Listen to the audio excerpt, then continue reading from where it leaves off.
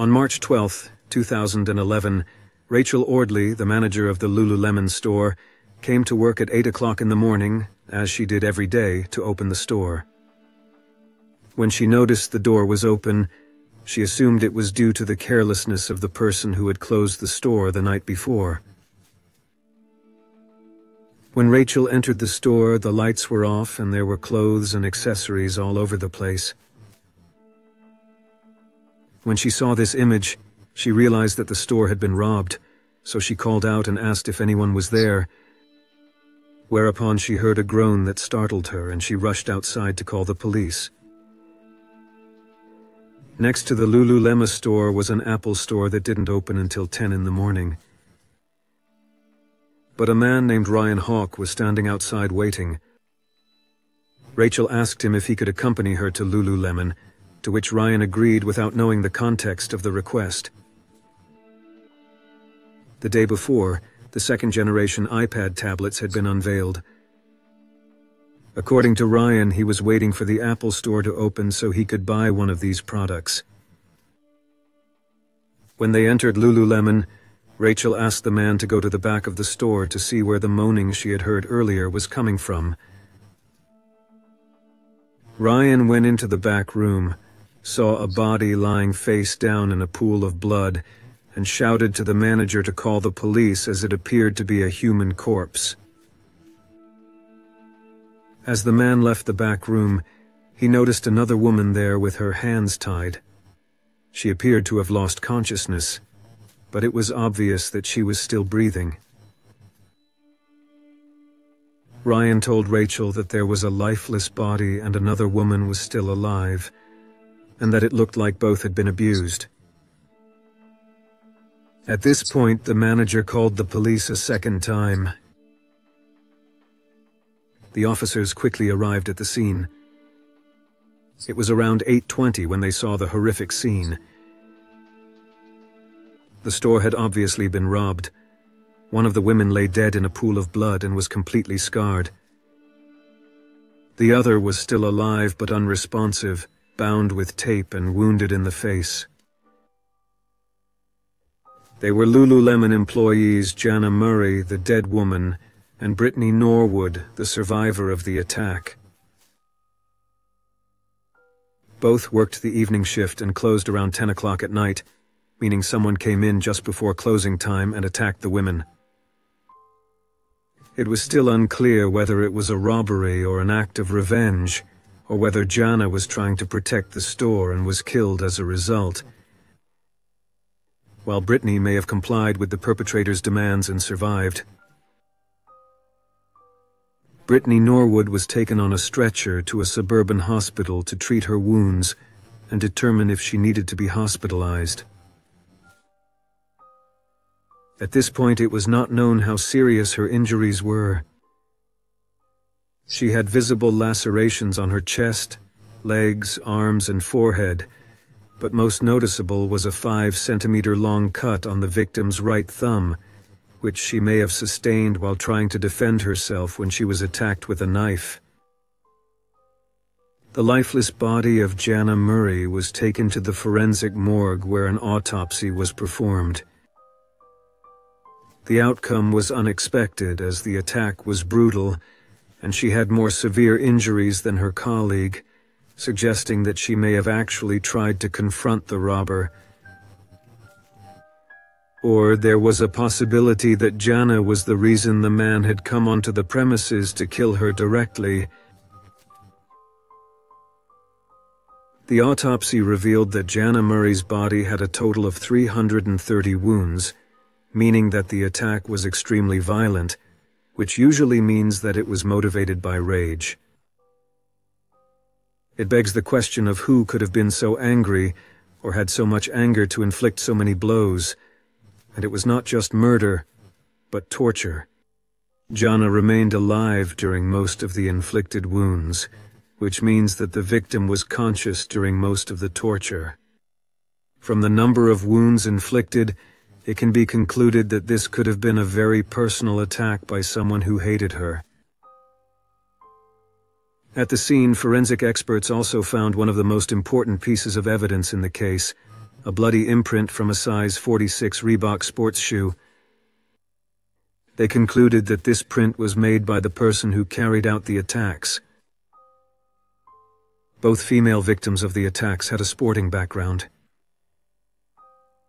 Jana Murray was born in Houston, Texas on November 22, 1980. She was 30 years old at the time of her murder. Her family included her parents, David and Phyllis, herself, and 2 other siblings. Everyone said she was a very positive woman. Jana also traveled all over the world. In particular, she even traveled to China to study. While there, she took the opportunity to travel around Asia and also traveled to Japan. One of her hobbies was keeping healthy, exercising, and especially doing yoga. On her last birthday, when she turned 30, Jana filmed herself bungee jumping. This also shows that she was an open and cheerful woman. And her enthusiasm for sport was evident from a young age. Jana did all kinds of sport and dance. She learned ballet, jazz, tap dancing, volleyball, and much more. The details of her life also include her passion for Mexican food. What's more, her family now goes to her favorite Mexican restaurant every one of Jana's birthdays to reminisce. And the truth is, everyone in her life only has good things to say about her. No one understood why Jana was hurt, why she was killed. The investigators questioned everyone, even her boyfriend, the man she was going to marry. But no one had a motive. Apparently Jana had no enemies. But someone secretly hated her anyway. After graduating from college, the young woman moved to Arlington, Virginia to study at Johns Hopkins University. Because of her yoga skills, but also because of her charisma. Jana became one of Lululemon's best salespeople. In contrast to Jana, Brittany, who was the second victim of the attack, had a somewhat more complicated life. Brittany Norwood was born into a poor family of 8 siblings and didn't have much to smile about. In her own words, she and her family were constantly plagued by racism. Nevertheless, her classmates noticed that she never lost her composure and was very cheerful. Sport also helped her, especially soccer. Brittany played the sport in high school and became one of the best players in her neighborhood.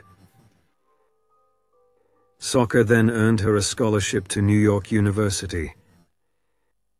Her dream was to play soccer for the official U.S. women's national team and take part in the World Cup. Unfortunately, this dream came to nothing due to a lack of money and opportunities. Brittany studied sociology at the university in New York, where she had a scholarship, but then moved to Arlington, Virginia, where she had 2 jobs. In a hotel and in a Lululemon store.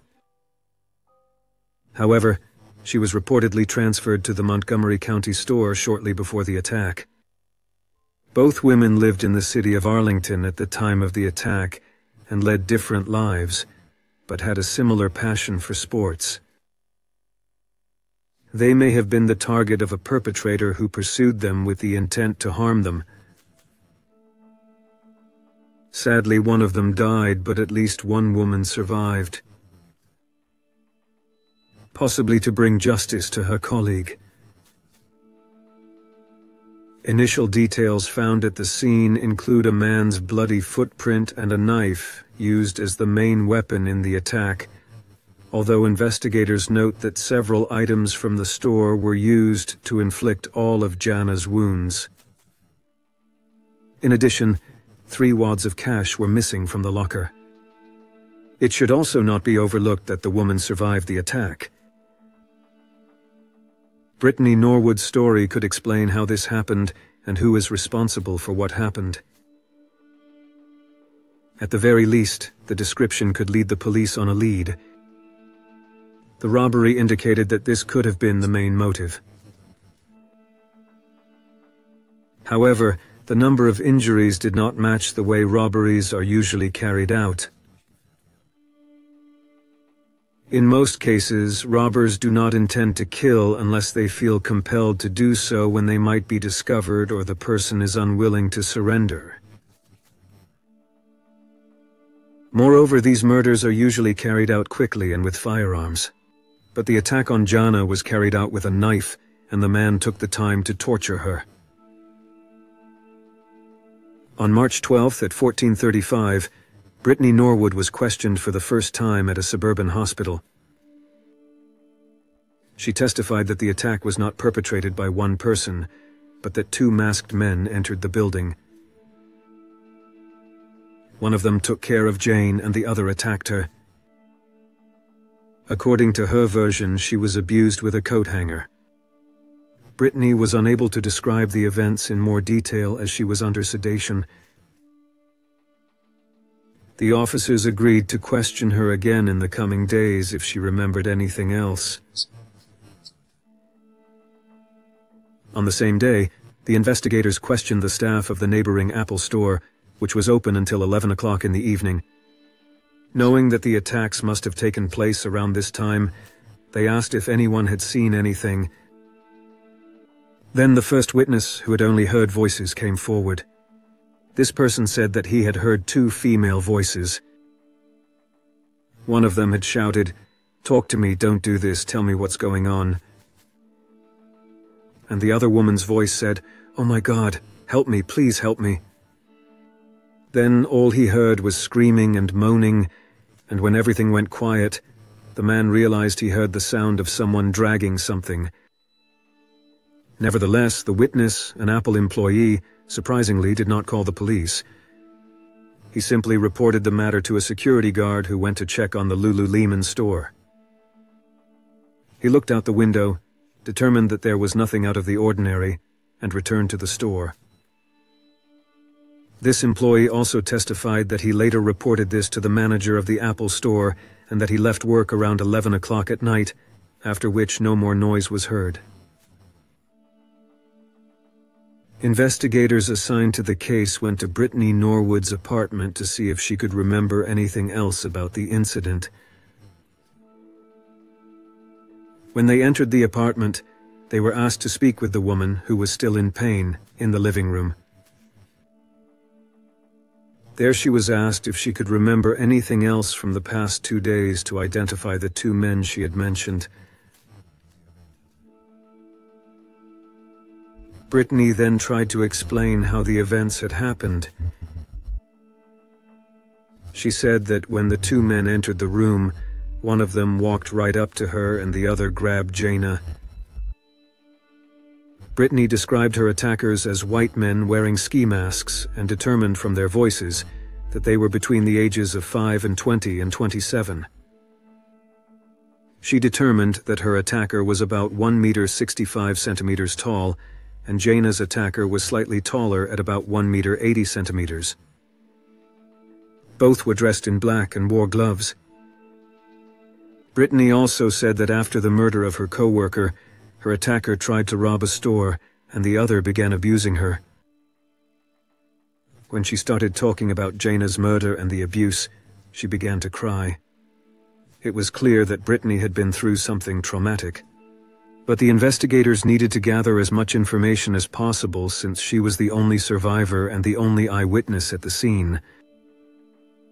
Brittany also noticed that the man said to her, "Your name is Brittany, and you live on so-and-so street," which scared her even more. But she also told investigators that she believes the perpetrators likely saw 2 bills in her wallet during the robbery for internet and gasoline that had her name and address on them, which she believes were stolen.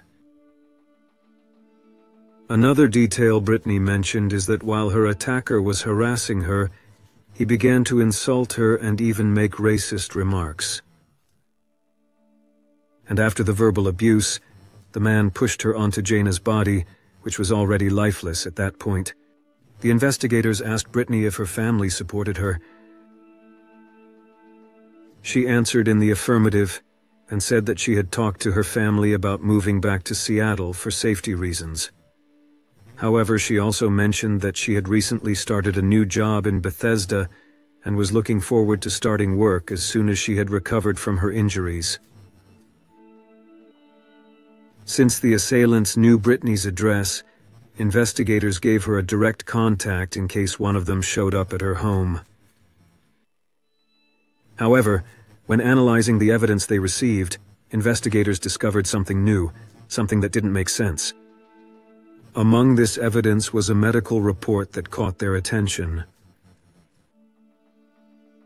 It stated that Brittany Norwood had not been abused. It also described the injuries found on her body. Some on her arms and some on her legs, but most noticeable were a cut on her forehead, a scratch on her back, and a 5-centimeter cut on her right thumb. Compared to the wounds that had been inflicted on Jana, what they had done to Brittany was almost nothing. But why should she lie about the violence? On the other hand, another witness came forward. Brittany's and Jana's boss recalled the situation on the night of the attack. She said that she received a call from Brittany around 22, saying that she had left her wallet at the store and asked her to contact Jana to come back and open the door for her. Jana locked the store every night, and she was the only one with a key. 4 days after the robbery, investigators began to suspect that Brittany might have been hiding something. So she became a person of interest in the investigation. Since Brittany had to provide hair samples and fingerprints, investigators told her that they would have to meet with her that same day to question her further. They never told her that she was of interest to the investigation, only that the samples were to rule out her presence at the crime scene, which is a routine procedure usually used when someone other than the suspect was at the scene. But the purpose was clearly to see if they could prove that Brittany had actually committed the robbery. And that was very important, because it was the only way they could uncover inconsistencies in her story, since they already knew she might be a suspect. The interrogation lasted 2 hours and 55 minutes. The first hour was spent taking samples, and the remaining hours were spent scrutinizing Brittany's testimony. She kept mentioning that the attackers were 2 white males. She was asked if she knew what kind of car Jana was driving, but she said she didn't know. Brittany gave more details, talked about being afraid to face one of them, and cried as she talked about Jana. The investigators released her and asked her to come back on March 18th at 10 in the morning. Officers were waiting for crucial evidence to make an arrest, and that evidence was surveillance footage from a parking lot near Lululemon, where Brittany was seen driving the victim's car alone. The interview on March 18th, Brittany's 4th interview, began normally.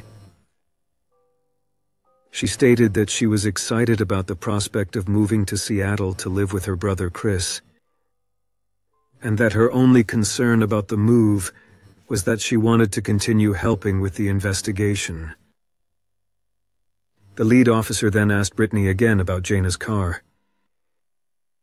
Again, she replied that she didn't know what kind of car her colleague drove. The detective then showed her a photo of Brittany parking Jana's car in a parking lot near the crime scene on the night of the attack.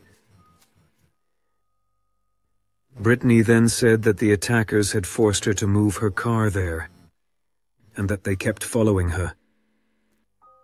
When she arrived at the parking lot, she saw a police car but did not call for help, because she allegedly feared for her life. However, she could not be seen at all from the Lululemon store because she turned right after 2 blocks, and was simply out of sight, contradicting her testimony that she was allegedly being followed. The detective then told Brittany that he didn't believe her story, that there were inconsistencies, and that it was all made up. She was advised of her rights and arrested on suspicion of Jana Murray's murder. At this point, several pieces of evidence had already been analyzed. DNA from Jana's fingernails confirmed that the scratch on Brittany's back had been inflicted by Jana during the attack, likely in defense.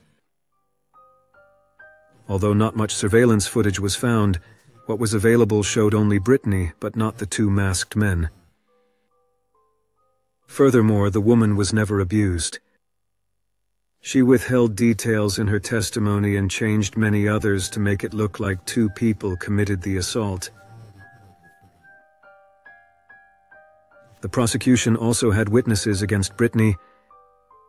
Soccer teammates from a university in New York who said Brittany was nice, but she had a little problem. She was a kleptomaniac. She was constantly stealing and was expelled from the university because of it and lost her scholarship. It was also proven that the wound on her right thumb was inflicted on her when she attacked Jana.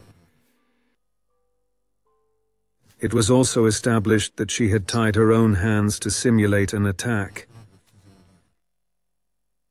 Several wounds on her body were self-inflicted, and she lied for days to both the authorities and her family, who had been convinced of her innocence for months.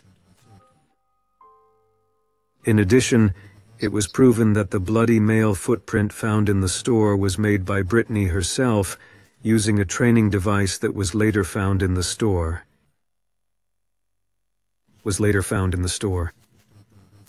The most difficult part of the trial was proving why Brittany brutally murdered Jane, what the motive was. 5 items that Brittany allegedly used to inflict the wounds on Jane's body were presented as evidence: a hammer, a dagger, a coat hanger, a stick that came from one of the coat hangers, and a Swiss Army knife. It was proven that the motive was not to steal money, as the money that was missing from the locker was hidden in the same room. The trial began in October. The evidence was so overwhelming that Brittany Norwood pleaded guilty to the crime of self-defense, claiming the attack occurred after Jana said mean things to her and assaulted her first. The trial lasted 6 days, and the jury found her guilty of first-degree murder. On January 27, 2012, the judge handed down his verdict and sentenced her to life in prison without the possibility of parole. It is clear that she killed Jana. The evidence is clear. And she partially admitted to killing her, although she claimed it was self-defense. But the question remains why. Although prosecutors labeled the attack as revenge for being caught stealing a pair of gym shorts, Brittany never explained the real reason for what happened between them that made the attack so aggressive.